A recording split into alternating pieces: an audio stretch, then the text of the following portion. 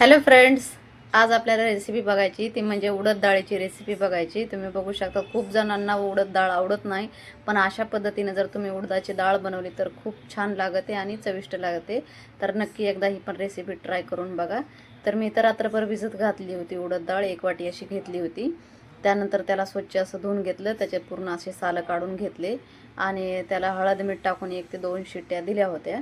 तर तुम्ही बघू शकता व्हिडिओमध्ये दाखवल्याप्रमाणे आपल्याला तेल घ्यायचं एका कढईमध्ये, थोडेसे जिरं घालायचे तर, आणि त्यानंतर लसूण घालायचं आहे। थोडासा असा ठेचला आहे मी, सालट्यासहितच ठेचला आहे, असं काय नाही आहे। आपण तुम्हाला जसं आवडेल तसा तुम्ही घेऊ शकतात। त्यानंतर हिरवी मिरची घातली आहे। आपण कांदा बघतात एकदम बारीक चिरलेला असा कांदा घेतला आहे मी, तो घातला आहे। त्यानंतर टोमॅटो थोडंसं बारीक कटिंग करून घेतलं होतं, ते पण यामध्ये घातलं आहे।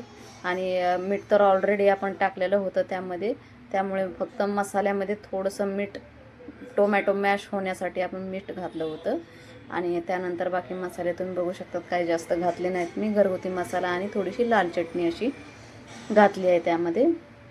तर याला मिक्स करून असं चांगलं घ्यायचं आहे, पूर्ण असं एकजीव होईपर्यंत। आणि त्यानंतर वरून अशी थोडीशी कोथिंबीर घालायची आणि बाकी त्याला कवर करून थोडंसं एक 5 ते 10 मिनटासाठी लो फ्लेमवरती ठेवायचं आहे। आता डाळ भात मी हे बनवणार आहे, त्यासाठी त्यासोबत घेतलं आहे मी थोडंसं एक मोठं असं वांगं घेतलं होतं, तर ते गोल गोल असं कटिंग करून घेतलं होतं आणि हळद आणि मीठ याला घातलं होतं, मी लावलं होतं असं, आणि एक 10 मिनटासाठी असं रेस्ट दिला होता त्याला।